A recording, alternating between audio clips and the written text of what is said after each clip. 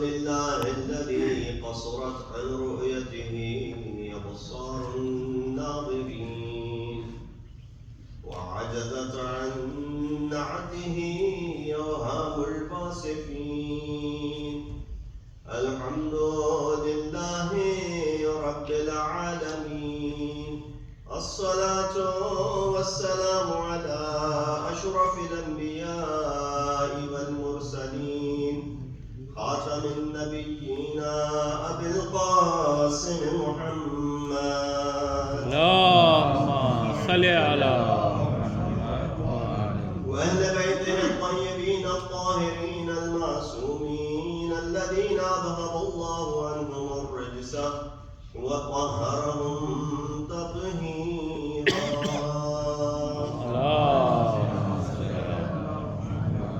أما بعد، فقد قال الله تبارك وتعالى وقوله الحق وهو أصدق القائلين: بسم الله الرحمن الرحيم. إنا نحن نحيي الموتى ونكتب ما قدموا وآثارهم وكل شيء أحصيناه في إمام مبين. صدق الله العلي العظيم.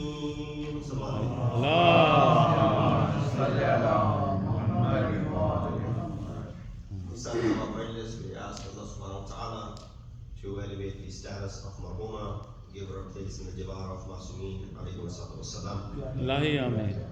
For tonight's Isal Sawab Majlis, I recited this very commonly recited ayah from Surah Yasin, ayah number 12, in which Allah subhanahu wa ta'ala addresses by saying, Inna nahnu nuhyi al-mawta wa naktubu ma qaddamu wa atharahum. That indeed it is we who give or revive the dead and write what they have sent ahead. وَنَكْتُبُ مَا قَدَّمُوا آثَارَهُم وَكُلَّ شَيْءٍ أَحْصَيْنَاهُ فِي إِمَامٍ مُبِينٍ. And indeed, everything is encompassed, or we have figured everything in a manifest imam. Inshallah, some of the words that are used in this ayah, such as the word imam that is being used, the word athar which is being used, we need to further examine as to what these words really mean. Of course, this is one of those surahs which is recited on these occasions of the Salat of Majalis. It is recited whenever we visit the graveyard. And Surah Yasin is something I'm sure many of us have it partially memorized, in a sense that if it's being recited, we can recite alongside with it. With that said, a lot of time we just recite the surah and we fail to understand what is being said in it. Well, this surah, Surah Yasin, is considered to be the heart of Quran. Right? Everything has a heart. Everything has a heart. And when human's heart is given that position, it's named heart after all. Then just understand what it means for the entire surah, entire Quran, to have a heart, and that heart is considered to be Surah Yasin.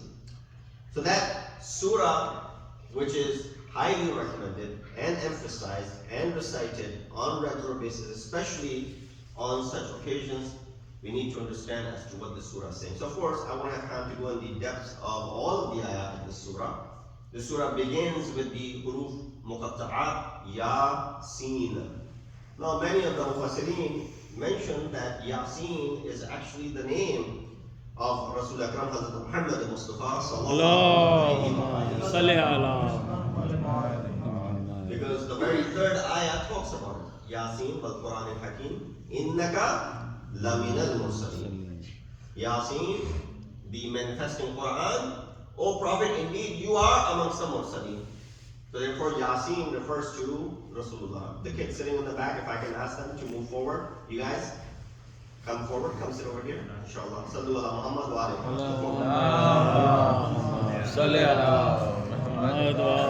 Muhammad. Right. So you know the surah Yasin as well. And these words, resonate with you. When you hear these words, you can reflect on it and understand as to what it means. So Yasin refers to the Prophet. Why the third ayah is saying, Innaka laminal mursaleen. Oh, Yasin, you are the one who is amongst the mursaleen, amongst the messengers that we have sent. And of course, many of the ayat, why is recited on occasions such as death in graveyard, in a majlis, at a mayyat? Why is it recited? Is there any relationship that this surah has with the dead? No, not really. There's no mention of such that Surah Yasin is associated with death. There's no such thing on this. But of course, the reason it became associated with death is because many of the ayat in this surah are talking about it. In the very beginning, if you go through the surah, Allah subhanahu wa ta'ala is awakening the conscience of insan by mentioning to the Prophet that, oh Prophet, no matter how much you go ahead and give them this news or try to bring some sense into their mind, they will not pay attention to you. They're not going to pay attention to you. As far as the Qiyamah is concerned, they're going to remain heedless in regards to Qiyamah. And even towards the end, people will be questioning, who will raise us? And will we be able to, someone will be able to raise us back alive? Meaning in a sense that these bones that have scattered all over the world, is there a power that will be able to bring all of these bones together and will be raised one day? So yes. وَهِيَ رَمِيمٌ, as the ayat continues, it says yes, it is the wrath of Allah subhanahu wa ta'ala which will be able to gather all the bones that have scattered all over the world and bring you back forth into Qiyamah in the form that you existed in this world. So many such points can be derived from the surah, and that being said could be the reason why this surah is associated with death-related issues, and a lot of time it is recited on Isalat of Majalis, in graveyards and such occasions. But to pinpoint and say this surah is for the dead, no. The Quran is for those who are alive. My father used to say, Quran kitab-e-hayat hai, kitab-e-mamat nahi. Meaning what? It is the book for those who are alive. It is not the book for those who are deceased. It's kitab-e-hayat. Meaning it gives hayat to you, gives life to you, and therefore you should be able to derive and use it for your life. Not for those who have passed away and they should be benefiting from this book. Seems like they're benefiting more from this book because we're reciting Surah Yasin for them, we're reciting Quran for them. A lot of time you mention and you see this, that especially when it's like a soil majlis for someone, it's a jahilum majlis for someone, and if it's the first Barsi for someone, there's this ihtimam of reciting multiple Qurans for them on behalf of the deceased, which is a good thing, which is a good practice. 100 Qurans were recited, 1,000 Qul Huwallah were recited, 100 Yasin were recited, and these things are mentioned usually in Isalat of Majalis. That's a good thing. All of this is going to do what? It's going to go out and benefit the deceased. But is it benefiting those who are alive or not? That is the bigger question. So this book is Kitab-e-Hayat. Meaning it's for those who are alive, and it is a book of life itself, not kitab-e-mamat, that should be just dedicated for those who have departed and left this world. Sallu ala Muhammad.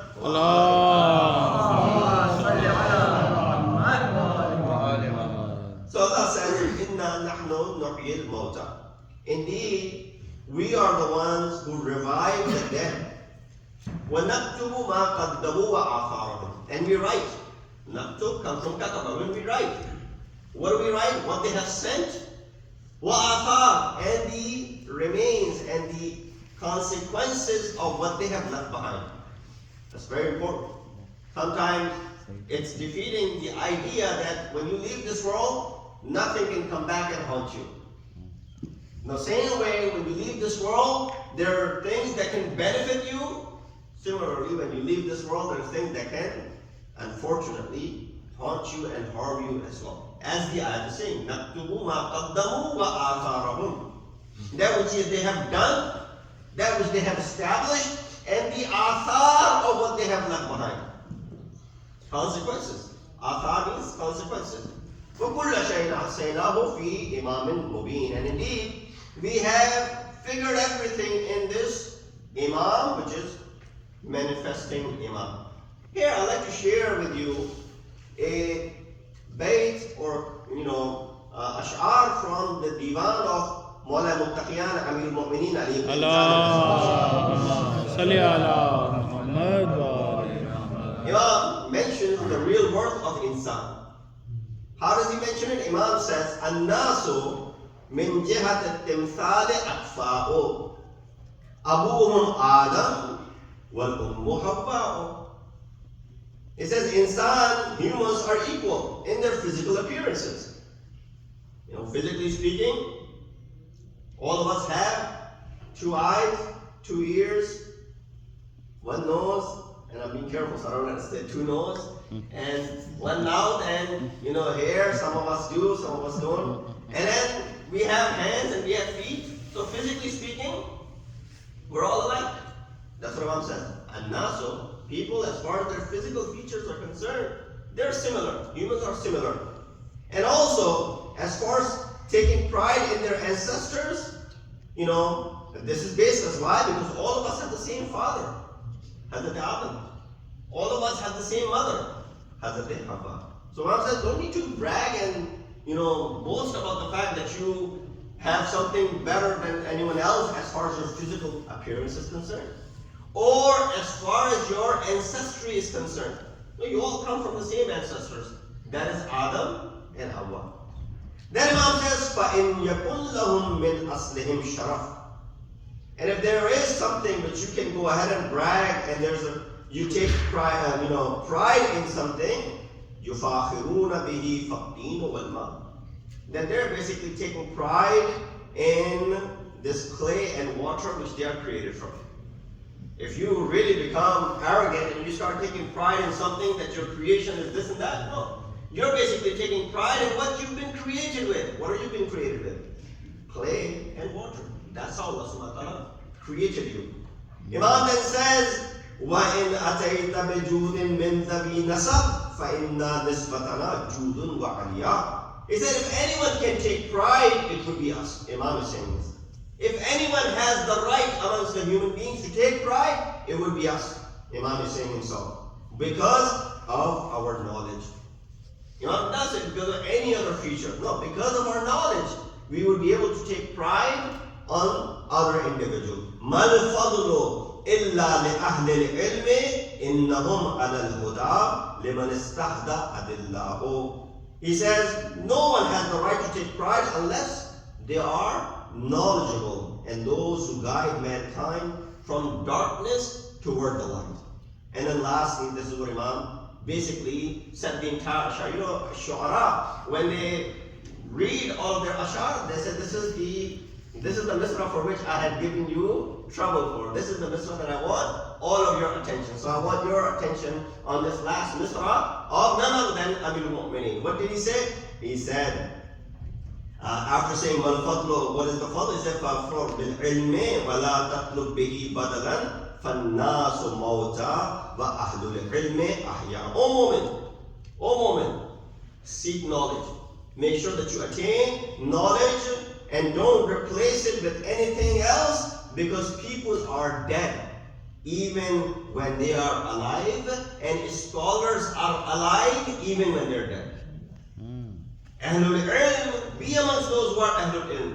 Be amongst those who are the possessors of knowledge.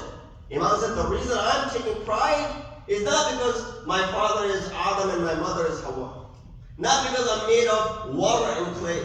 None of those things matter, because we all have the same background as far as that is concerned.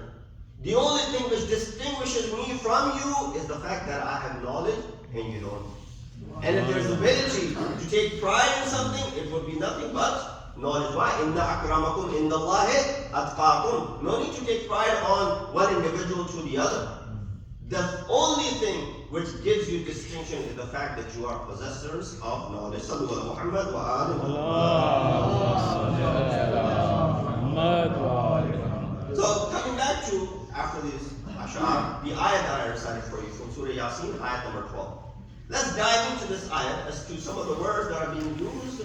Let's understand what Allah subhanahu wa ta'ala is saying over here. When he talks about that, naktubu. Naktubu means that we will write. No, Allah subhanahu wa ta'ala on occasions uses the plural pronoun for himself. And sometimes Allah subhanahu wa ta'ala uses a singular pronoun for himself. He says, Ana Rabbukum. I am your Rabb. Fa'budun. Therefore, worship me. I am your Rabb. Therefore, bow in front of me. But at places we find Allah subhanahu wa ta'ala uses the word, we are the ones who've done this. We are the ones who've created this. Inna nahnu nazzalna dhikra. We are the ones who've revealed this book. And on this occasion as well, he says, nahnu naktubu. We are the ones who have written it down. When it comes to something with exaltedness, with azamat of Allah subhanahu wa ta'ala, he uses the plural pronoun for himself. Now Allah is not in need of anyone's help. It's not that Allah needed help for someone to scribe this or write it down. Or that Allah subhanahu wa ta'ala was in need of revealing this book, so he said, Inna nahnu nazzalna dhikra. No. Allah could have done it by himself, but the fact that this thing which is being addressed is full of azamat, he uses what? He uses the plural pronoun for himself. So he said over here, Naktubu ma qaddamu. That we are the ones who write it. When something is written, it becomes what? It becomes a kitab. So therefore, there's a kitab which is mentioned will be given to you on the day of judgment.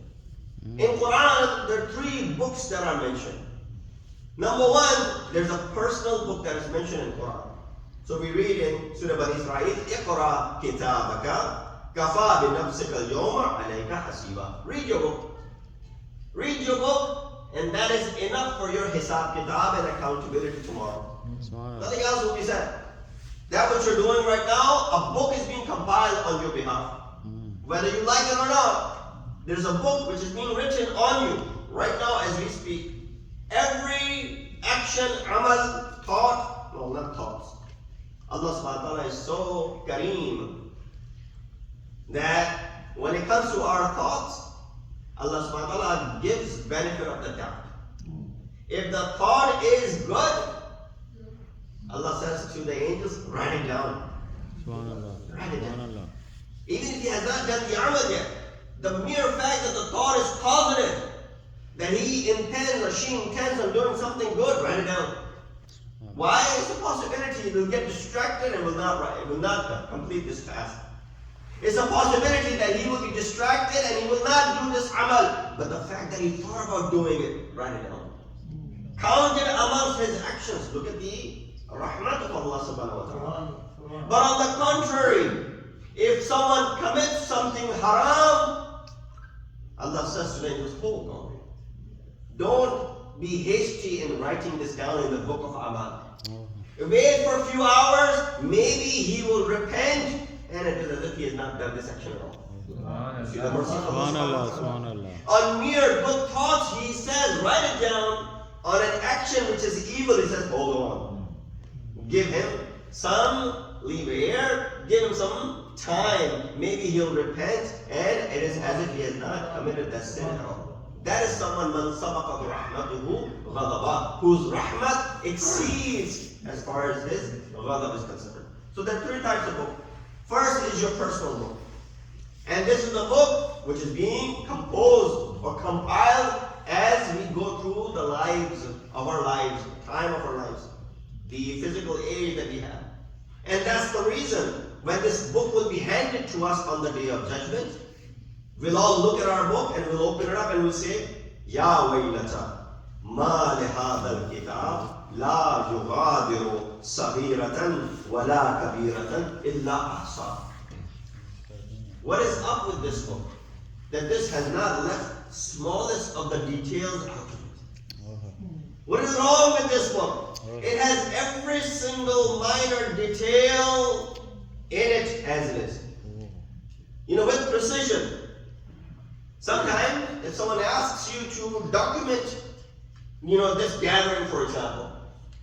So there are people who are writing, the historians write, Mu'arrikhin. How did we get the events of Karbala?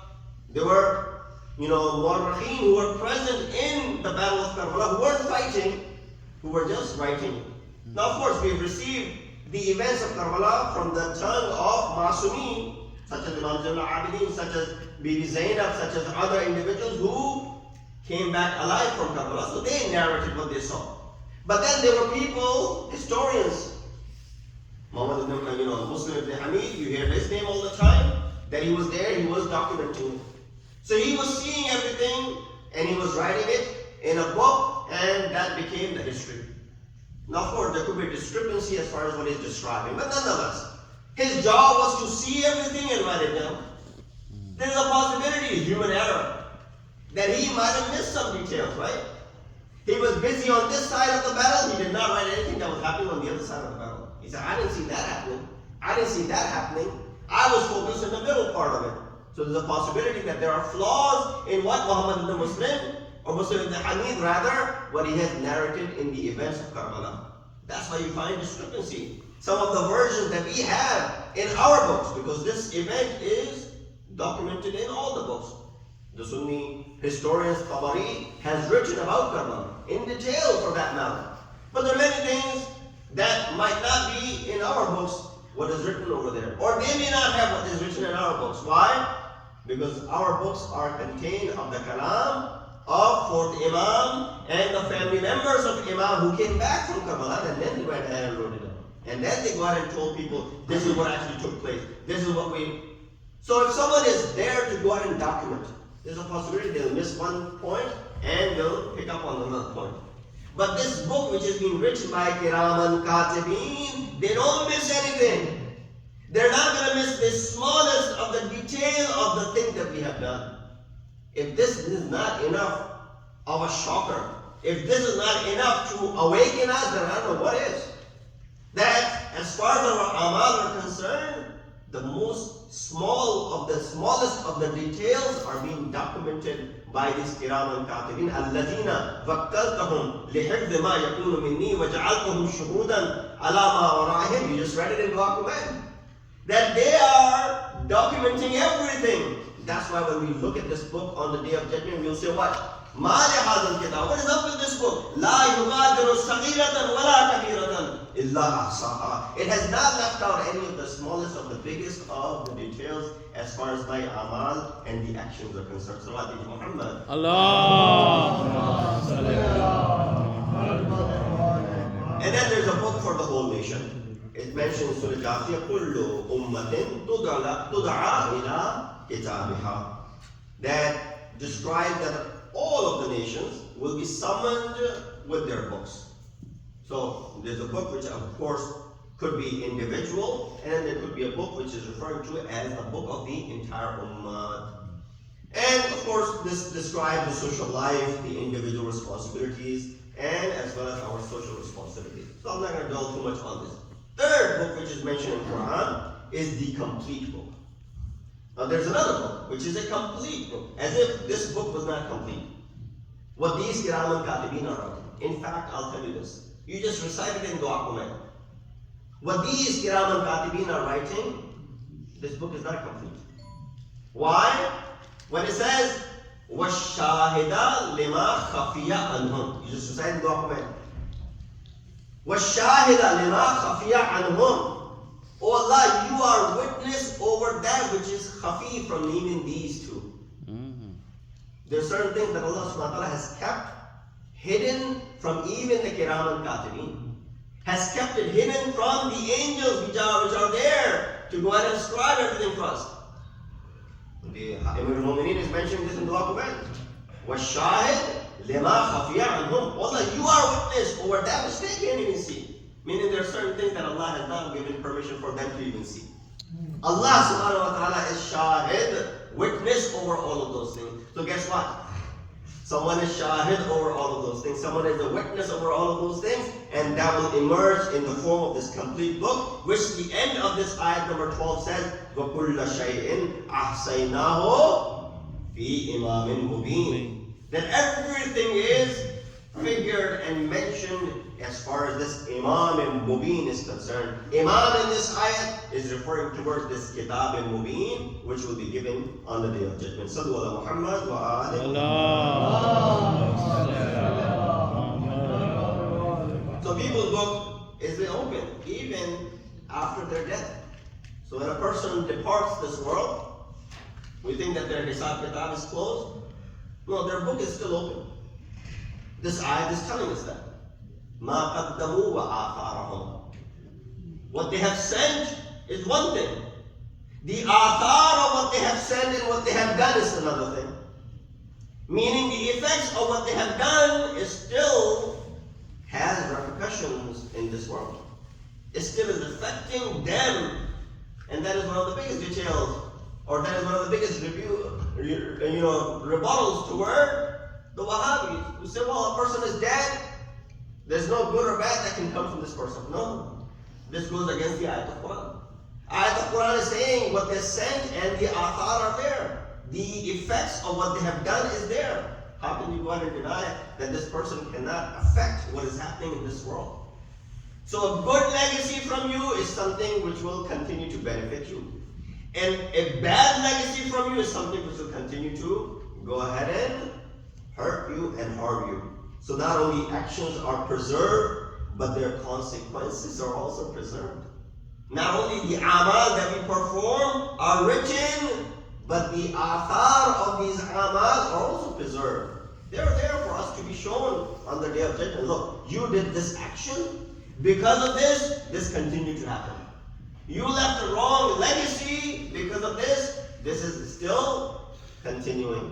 So for example, Amir al-Mu'mineen, in the 25 years of his silence, one of the things that he did, he dug these wells. If you go to Saudi Arabia for Ziyarat, Umrah, and Hajj, you'll see there's a place between Makkah and Medina called Abare Ali, which means what?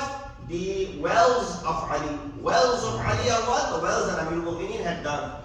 They're still there. Water still emerges from it. So if you dig a well, it benefits community. It'll continue to benefit you as well, even long after you're long gone and left this world. So that's why we have so much opportunity these days. You hear there are places in the world which are still suffering and struggling for clear water. They don't have water. And they're still struggling to drink and provide for their families clean water. So there's opportunities. Something that is close to you, maybe something which is being done in your own country. So Alhamdulillah, Allah has given you ikhtiyar, Allah has given you enough, you're mukhayyar to go ahead and help out, give, provide for, so that they can go ahead and build wells over there, or water pumps over there, which provides water to that community which is still there, and this water pump or this well will remain even long after you're gone. Amir al-Mu'mineen did not need any benefit from anything that he did in this world, but you and I can definitely use the athar of good things that we leave behind. Especially when we know that there are athar of the evil and the negative things that we have done in this world. In order to counter those things, the only way we can counter that is if we were to leave behind a good and a positive legacy. Salawat bi Muhammad wa So Allah's accountability is accurate. كُلَّ شَيْءٍ أَحْصَيْنَاهُ. Everything will be figured. Everything will be precise. Don't consider, therefore, your small sins to be small.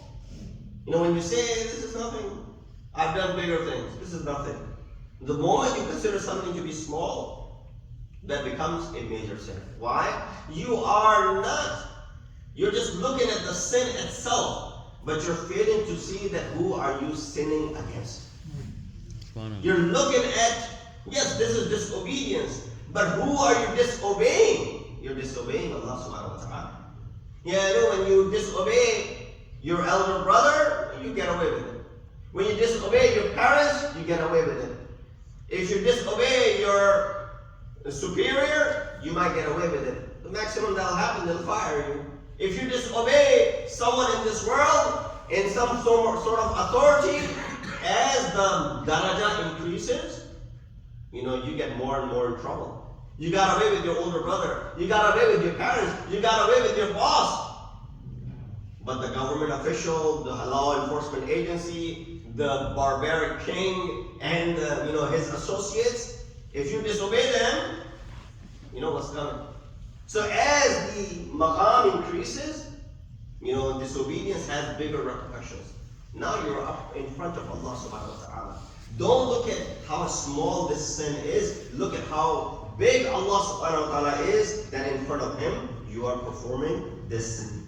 And therefore, first of all, this ayat is denying those claims that people have that there are no athar as far as our amal are concerned. No. Marhuma, for whom you are commemorating this Isa alayhi salam majlis, if there's sadaqah jariyah that is done on her behalf, if something that she did in her life, that ilm or that sadaqah or that thing which is still benefiting people, guess what? The account is still open for her. And she is still benefiting from that positive legacy that she has left behind. You know, I'll bring you to conclusion. Rasul Akram, Hazrat Muhammad Mustafa, and his Ahl explained to us how important the role of parents is in our life. How important walidain are in our life. And therefore, those who still have your walidain alive, and Allah give them long life, healthy life, this is an opportunity for you to not squander this opportunity. This is an opportunity for you to benefit from their wujud. Why? It says, Al-barakatu min akabirikum. Barakat and blessings are due to those who are your elders, especially if they are with you. And therefore, Rasulullah and Imam mentions that in Allah amara bi thalathatin maqrunin biha thalatha. Allah subhanahu wa ta'ala gave us command toward three things, which are affiliated with three other things. This is inshallah going away and the end of majlis gift for you. That there are three things, because I know it's very difficult to retain everything from the majlis. But if I give you this as three things that are associated with three things, inshallah it'll be easy to remember. Three things that are affiliated with three other things. Number one, he says, Amara bis salati was zakati. Allah subhanahu wa ta'ala commanded you for namaz and zakat. وَمَنْ صَلَّى وَلَمْ يُزَكِّي لَمْ تُقْبَلْ مِنْهُ صَلَاتُهُ. Person who prayed but did not give zakat or charity, this person's salat will not be accepted. Number two, وَأَمَرَ بِالشُّكْرِ لَهُ وَلِلْوَالِدَيْنِ. Allah subhanahu wa ta'ala commanded you to thank Him and thank your walidain. Anashkur li waliwalidain, right? Yeah, the Quran says. So Allah commanded you to be thankful to Him and to your walidain. Why? فَمَنْ لَمْ يَشْكُرِ الْوَالِدَيْنِ لَمْ يَشْكُرِ اللَّهِ. One who cannot thank his parents cannot thank Allah subhanahu wa ta'ala either. وَأَمَرَ بِإِتِّقَاءِ اللَّهِ وَصِلَةِ الرَّحِيمِ. Allah subhanahu wa ta'ala commanded you to have taqwa and also to do sila rahmi with your family member. فَمَنْ لَمْ يَصِلْ رَحِمَهُ لَمْ يَتَّقِ اللَّهِ. The one who's unable to, connect or keep the ties intact, that person does not have taqwa at all. So three things that are makroon with three things. Salat and zakat are together. Thanking Allah subhanahu wa ta'ala along with your parents is together. And taqwa and sila rahmi are makroon and together. These are the three things that are commanded as far as this hadith and beautiful hadith is concerned. Of course, when we commemorate Isa alayhi salam, this is one way of sending our hadiyah to the marhumin. This majlis Allah, what can we do for our marhumin? One of the things that we can do for our marhumin is to fulfill their obligations that are qada upon them. They couldn't do it, they left this world, and there's some qada upon them. You go ahead and make it up. If there were any debts, go ahead and make those debts. And if they didn't have any of those, do mustahab amal for them on their behalf. Do mustahab hajj or umrah for them. Do mustahab charity on their behalf. Do mustahab salat on their behalf. One of the other things that is mentioned is to honor and respect the friends of your parents the way they used to honor and respect them. Look at the psychology behind this. The psyche behind all of this is that, sometimes they were their friends, they're not my friends, and they're much older than me. But they used to hang out with them, they used to respect them, they used to honor them. When they're gone, you should continue to go ahead and respect and honor them as long as they're alive. This is where you're basically paying and making them happy if they're able to see what is going on their behalf in this world. And of course, person lives for a long enough time, has the opportunity to see the goods in this life, to be able to enjoy the family, to be able to see the family, to be able to see the grandchildren and all that stuff, and then leave this world, you understand. But then we talk about the shahadat of the greatest woman of all time. Someone who's considered to be Sayyidatul Nisa al-Alameen, who left this world merely at the age of 18. Right? If Janab Sayyida was in her 80s and 90s, even if at that point it would have been jafa on her, the way she left this world. But for her to leave this world at the age of 18 is jafa on top of jafa. It's just something which cannot be explained.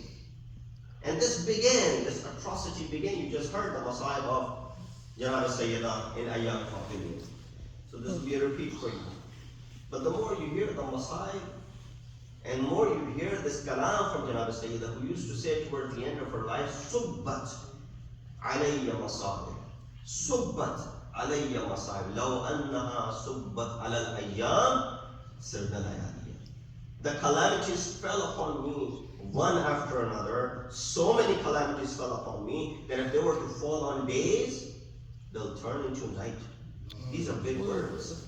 If a day can convert into night because of the calamity, just imagine what she faced. Oh Sayyidah, what are the calamities? What are the atrocities that were done against you? She'll start counting that my father left this world not too long after my dad left this world. My father departed from this world. The one, by the way, who was, Khatamul Anbiya, the one who used to stand at our door and used to say, Assalamu alayka ya Ahl-e-Bait al-Nubuwwah. The door upon which he used to say that is the door which is attacked by the wafat of Rasulullah. Soon after the death of Rasul, this very house is under attack. The fire is brought. Sayyida is squeezed between the wall and the door. And therefore Amir al-Mu'mineen is dragged out of the house. The rights have been taken away. Ali is in the presence of the Khalifa of the time. Sayyida comes to go ahead and defend her husband. She says, Qadlu ibn al-Hasan, go ahead and leave Abu al-Hasan alone. Yabda'ni, leave him alone. Why? If you don't do so, I will remove my hijab. Sayyida threatened to remove the hijab. Ali saw that there was a tufan that was going to come and engulf the city of Medina. The walls of Medina were being raised. He said, Oh Salman, take Sayyida away. I don't want the adab of Allah to come this soon on this ummah. Janab Sayyida was taken away. But after that, she would always be crying and weeping. People of Medina would say, Oh Ali, we hear the sound of the cries of Sayyida. Tell her to choose the time. Imam came to Sayyida. She said, tell them that I am only here for time being. I'm not going to be bothering them for too long. Oh Ali, built for me Baitul Husn, where I can cry in peace. Ali did so. And then she would never smile until that one day Ali sees that there's a smile on the face of Sayyida. He says, Oh Fatima, today I've seen you smile after a long, long time. What has changed? She said, Oh Ali, today is the day. It was the promised day that my father has said, Oh Sayyida, you will be the first one to come back to see me. Allah. على القوم الظالمين وسيعلم الذين ظلموا أي منقلب